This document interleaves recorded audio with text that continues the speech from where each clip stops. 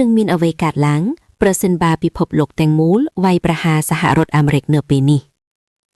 ដោយត្រូវបានចាត់ទុកថាជាភាពគំរាមកំហែងបន្ទាប់ពីបានចូលរួមក្នុងសង្គ្រាមជាច្រើននៅពេលថ្មីៗនេះប្រទេសនានាទូទាំងពិភពលោកសម្រេចចិត្តពិន័យសហរដ្ឋអាមេរិក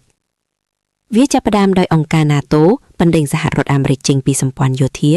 ខណៈដែលប្រទេសផ្សេងៗដាក់ពង្រាយកងកម្លាំងនៅមហាសមុទ្រអាត្លង់តិកនៅមហាសមុទ្រប៉ាស៊ីហ្វិកទៅវិញទៅមករុស្ស៊ីចិននិងប្រទេសអាស៊ីមួយចំនួនបានរួមគ្នាឈានមុខដើម្បីព័ទ្ធសហរដ្ឋអាមេរិកពីភាគខាងលិចដោយត្រូវបានឯកពន្ធលេងអាមេរិកគ្មានជំរឿផ្សេងទេលើកឡើងតែពង្រឹងការពារខ្លួនយ៉ាងឆាប់រហ័សជាពិសេសតាមរយៈការបង្កើតប្រព័ន្ធការពារមីស៊ីល Golden Dome មុខមាត់នឹងហានិភ័យការឯកគោសរពសហរដ្ឋអាមេរិកត្រូវបង្ខំចិត្តចាប់ផ្ដើមការវាយតបដើម្បីសង្ឃឹមបំលែងស្ថានភាពប៉ុន្តែដោយសារតុល្យភាពអំណាចមិនស្មើគ្នាខណៈពិភពលោករួមគ្នាទាំងមូលសូម្បីតែ Golden Dome ក៏ត្រូវបានបំផ្លាញ